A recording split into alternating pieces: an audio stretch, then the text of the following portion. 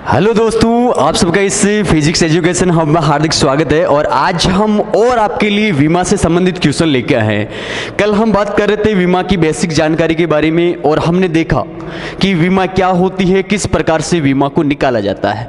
उसके बाद में हम क्वेश्चन भी किए थे। आज और तुम्हारे लिए इंपॉर्टेंट क्वेश्चन लेके आया हूं। जो हमारा आज का जो टॉपिक है वो है विमा से संबंधित, लेकिन है क्या, मेनली क्या है, भौतिक समीकरण की सत्यता की जांच करना। कि जो समीकरण है उसकी जांच करनी है कि ये विमीय रूप से सही है या गलत है। तो हमने एक छोटा सा कंटेंट पढ़ा था कल कि अगर जो हमारा भौतिक समीकरण है उसको सही होने के लिए, विमीय रूप से सही होने के लिए उसके प्रत्येक पद की विमा क्या होनी चाहिए बेटा, समान होनी चाहिए। ये चीज हमने कल पढ़ी थी। आज उसी प्रकार का हमारे पास क्वेश्चन है S बराबर UT plus half AT square, जिसमें यहां बताया जा रहा है कि S क्या है बेटा, विस्थापन है। इसके बाद में U क्या है, वेग है। T क्या है, समय है। और A क्या है, त्वरण है। अब देखो, ये हमने पहले छोटे से कंटेंट के रूप में देखा था कि अगर आपकी भौतिक समीकरण को अगर विमीय रूप से सही होना है तो उसका LHS पक्ष और RHS पक्ष के प्रत्येक पद की विमा क्या होनी चाहिए बेटा, समान होनी चाहिए। तो यहां पे अगर मैं लेता हूं तुम्हारे LHS पक्ष लेता हूं तो LHS पक्ष यहां पे क्या है, S है, जो क्या है, विस्थापन है। और इस विस्थापन की विमा बेटा क्या होती है, विस्थापन को किसके द्वारा मापते हैं, लंबाई के द्वारा मापते हैं। तो इसकी विमा क्या हो जाती है, L1 हो जाती है। तो हमारे पास में LHS पक्ष की विमा क्या आ जाती है बेटा, L1 आ जाती है। इसके बाद में हम देखते हैं RHS पक्ष में। तो RHS पक्ष के अंदर देखते हैं तो इसमें है UT है। अब U क्या है, इसमें U आपका वेग है और वेग की विमा होती है आपकी L। और इसके बाद में है वेग की विमा क्या होती है बेटे, L1 और T-1 होती है। इसके बाद में हमारे पास यहाँ पे T है। तो T की विमा क्या होती है, समय को T के द्वारा मापा जाता है। तो यहाँ पे वेग की विमा हो जाती है L1 T-1 और इस T की विमा हो जाती है T1।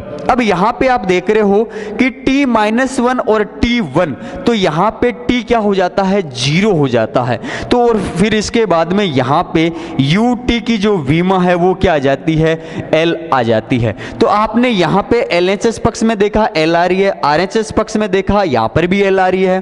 अब दूसरा एक और हमारे पास पद है, तो इसकी विमा हम कैसे निकालेंगे, ये क्या है, हाफ AT स्क्वायर है। ये क्या है बेटा, हाफ AT स्क्वायर है। तो इसकी विमा हम कैसे निकालेंगे, तो हाफ AT स्क्वायर है। और इसकी भी विमा हम कैसे निकालेंगे, A क्या है हमारे पास, त्वरण है। और T क्या है, समय है। तो A की विमा क्या होती है बेटा, A की विमा होती है LT-2 और T की विमा होती है T2। तो -2 और 2 जाएगा तो क्या बचेगा, 0 बचेगा। तो T0 का मान होता है 1। और उसके बाद में हमारे पास यहाँ से हाफ AT स्क्वायर की जो विमा है वो क्या प्राप्त हो जाती है, L1 प्राप्त हो जाती है।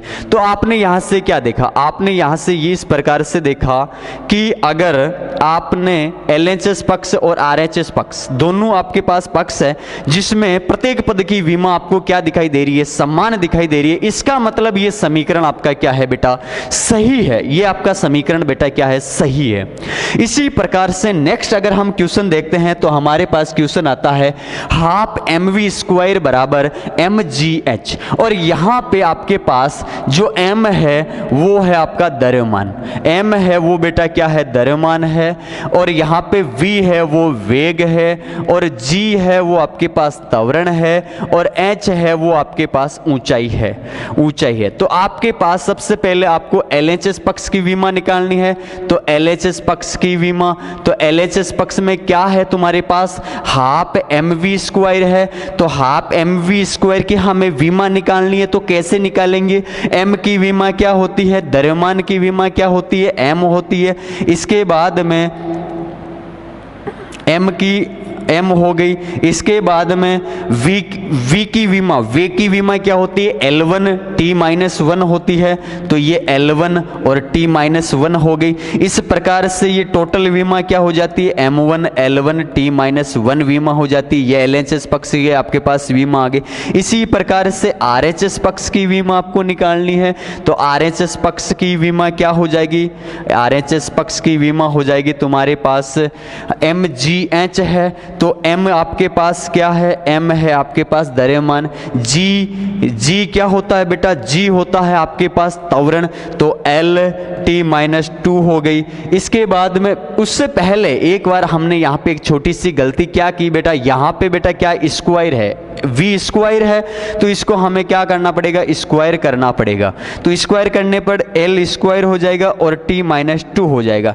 यहाँ पे अब देखो हम क्या बात कर रहे थे, MGH की विमा निकालनी है, तो यहाँ पे मैंने लिखा M की विमा द्रव्यमान की विमा लिख ली, उसके बाद में त्वरण की लिख दी, और H की विमा लिखनी है, तो H की विमा क्या होती है, L भाई लंबाई को किसके द्वारा मापन करते हैं, L के द्वारा, लंबाई को L के द्वारा, तो यहाँ पे हो गया M1 L2 और t-2। आपके पास ये RHS पक्ष की विमा आ गई, ये RHS पक्ष की विमा आ गई टोटल, और ये तुम्हारे पास आ गई LHS पक्ष की विमा। तो यहाँ पे आपको ये 1 नंबर समीकरण और ये 2 नंबर समीकरण क्या आपको समान दिखाई दे रहा है, बिल्कुल दिखाई दे रहा है। तो RHS पक्ष और LHS पक्ष दोनों की विमा क्या है, समान है, तो LHS पक्ष बराबर RHS पक्ष है, तो इसका मतलब ये हमारा समीकरण बेटा क्या है, सही है। तीसरा क्वेश्चन देखो क्या है, T बराबर 2 पाई L/G है। यहाँ पे T क्या है बेटा, ताप है, L क्या है आपकी लंबाई है। इसके बाद में यहाँ पे G क्या है, G है आपका त्वरण। तो यहाँ पे आप क्या देखोगे, यहाँ पे आप देखोगे T की विमा क्या होती है, LHS पक्ष की विमा देखोगे सबसे पहले, तो LHS पक्ष, तो LHS पक्ष की विमा, LHS पक्ष में बेटा क्या है T, तो T को किसके द्वारा, ताप को हम किसके द्वारा मापते हैं, T के द्वारा, तो इसकी विमा क्या हो जाती है, T की विमा T हो जाती है। इसके बाद में आपके पास RHS पक्ष की विमा, RHS पक्ष की विमा। अब आप ऐसे पूछोगे कि सर इस 2 पाई की विमा क्या होती है, बेटा मैंने बताया था पाई है, कोण है, शुद्ध संख्या है, शुद्ध अनुपात है, इनकी कोई विमा नहीं होती है, ये विमाहीन राशियां हैं। ये तो अनुपात है, शुद्ध संख्या है, इनकी कोई विमा नहीं होती है। इसके बाद में हमारे पास क्या है फिर, RHS पक्ष क्या है, L/G है, तो L किसको, L के द्वारा, ये हो गया आपके पास लंबाई। इसके बाद में त्वरण की विमा क्या होती है, L t-2, L से L गया, T को ऊपर लेके आ जाएंगे, तो ये क्या हो जाएगा T स्क्वायर, स्क्वायर से अंडर रूट कट गया, तो पीछे क्या बच गया, T बच गया। तो यहाँ पे आपको समीकरण 1 था और ये समीकरण 2, तो क्या समीकरण 1 और समीकरण 2 बराबर है, बिल्कुल बराबर है, तो आपका समीकरण भी सही है बेटा। ये हमारा क्या हो जाता है, इस प्रकार से यही विधि का उपयोग करोगे अगर आपको समीकरण की जांच करनी है तो। अब इसके बाद में नया जो हमारा अगला जो टॉपिक आता है वो है भौतिक राशि के परिणाम को एक पद्धति से दूसरी पद्धति में चेंज करने के लिए किस प्रकार से जो हमें बेसिक हमारा जो नॉलेज है वो किस प्रकार से होना चाहिए उसकी बात करते हैं। उसके बाद में इसके ऊपर क्वेश्चन करते हैं। हमने देखा था कि अगर हमारे पास कोई भी भौतिक राशि है तो भौतिक राशि को किसके द्वारा लिखा जाता है, फिजिकल क्वांटिटी यानी PQ के रूप में लिखा जाता है। तो मैंने बेटा यहाँ पे क्या लिखा, मैंने यहाँ पे लिखा फिजिकल क्वांटिटी है आपकी, ये मैंने लिखा है आपकी PQ के रूप में। अब एक पद्धति से दूसरी पद्धति में लिखना है तो पद्धतियां कितनी देखी थी आपने, 3 देखी थी, मुख्यतः कितनी देखी थी, 3 देखी थी। एक तो MKS देखी, एक CGS देखी, एक FPS देखी। इस प्रकार से प्रथम पद्धति जैसे कि आपके MKS है, MKS 2 नंबर आपकी CGS और FPS, MKS CGS ये होगी FPS। इस प्रकार से जैसे कि प्रथम पद्धति की भौतिक राशि को हम नंबर ऑफ यूनिट यानी NU के रूप में लिखते हैं और द्वितीय जो भौतिक पद्धति है उसको, द्वितीय पद्धति में भौतिक राशि को N2 U2 के रूप में लिखते हैं, तो ये हमारे पास समीकरण 1 और समीकरण 2 है। अब U का मतलब होता है यूनिट, और यूनिट की विमा जैसे कि हमने क्या मान ली इसकी M1A L1B T1 C, और इसकी हमने U2 की क्या मान ली हमने M2A L2B और T2C। इस प्रकार से समीकरण 1 और समीकरण 2 को मैंने क्या कर दिया, यहाँ पे जो आपको यहाँ दिखाई दे रहा है कि ये A B और C, ये बेटा क्या है विमा, जो आपको ये घात दिखाई दे रही है ये बेटा क्या है विमा है। और यहाँ पे M L T के ऊपर जो A B C ये मैंने जो लिखा है ये बेटा क्या है विमा। इसके बाद में आप यहाँ देख रहे हो कि जो ये आपका समीकरण 1 और समीकरण 2 से मैंने क्या लिखा आपके N1 U1 बराबर N2 U2 लिखा है।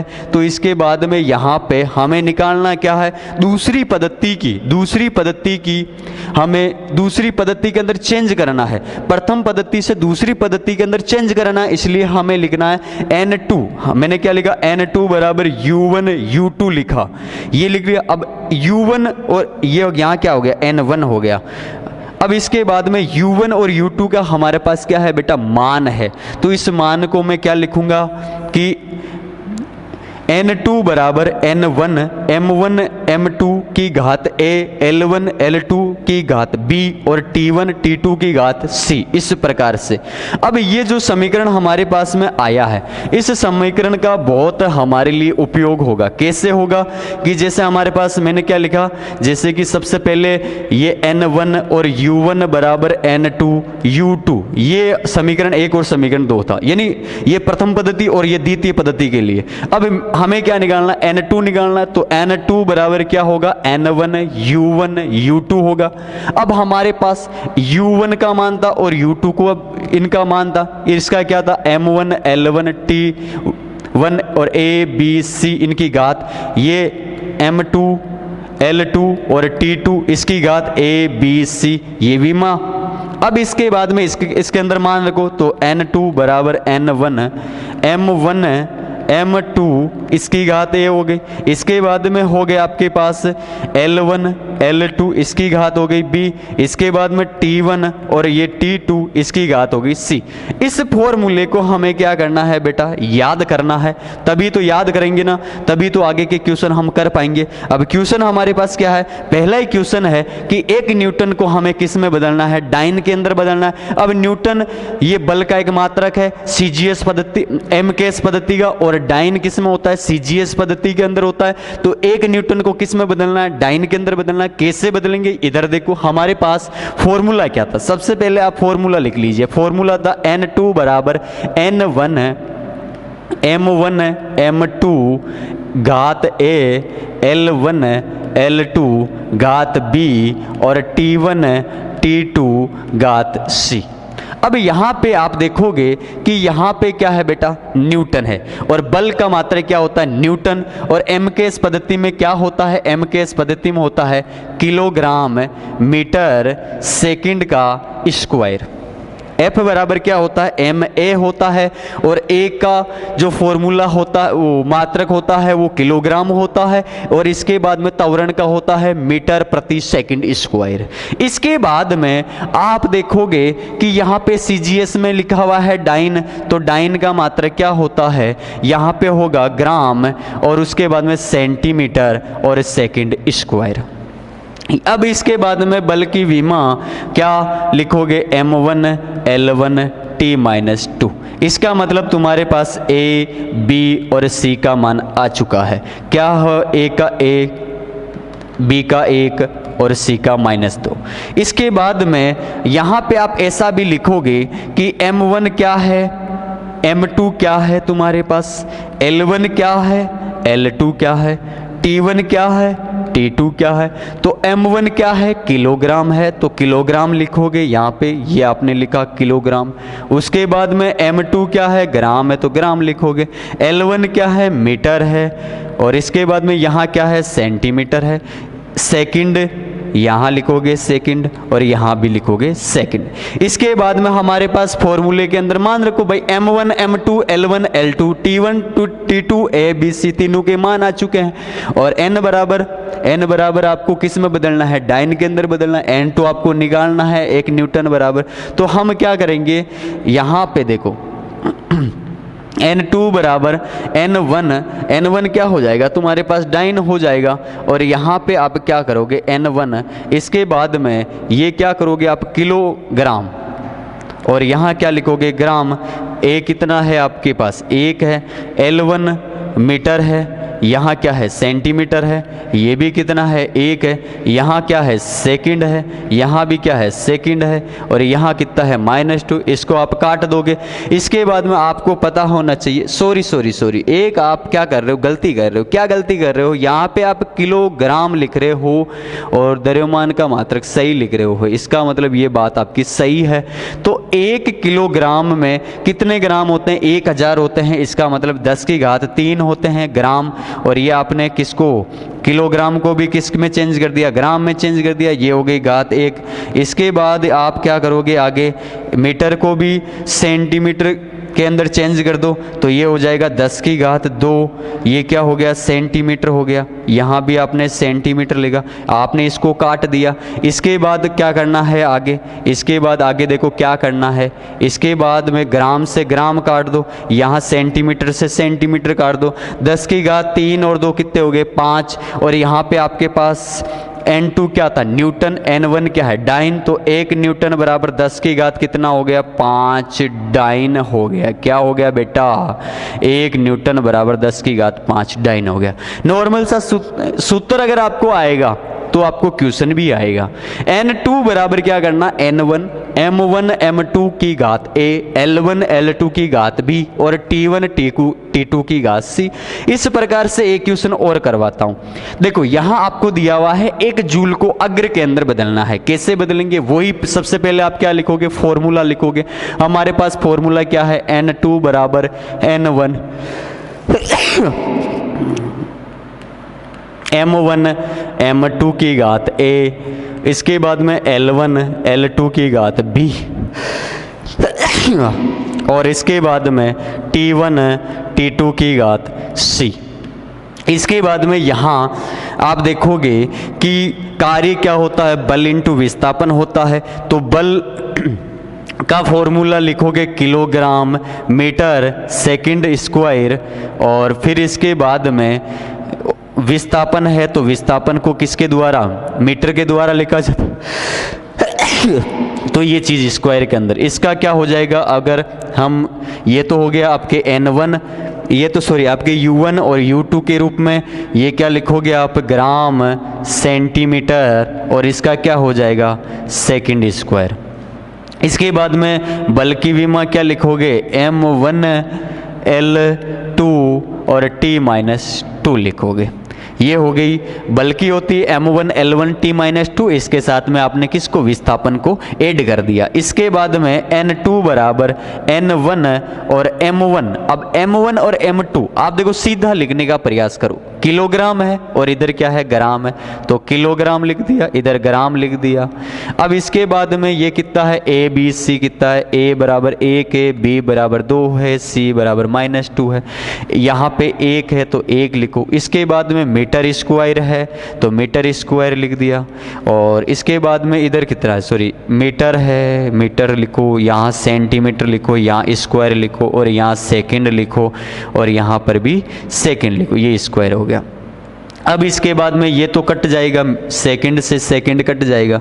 अब यहाँ पे आप देखोगे n2 बराबर n1, और यहाँ पे वही 10⁻³ ग्राम होते हैं, 1 किलोग्राम बराबर, तो ये हो गया। और यहाँ आप 10⁻² सेंटीमीटर होते हैं 1 मीटर के अंदर, तो वो भी लिख दिया हमने, सेंटीमीटर लिख दिया।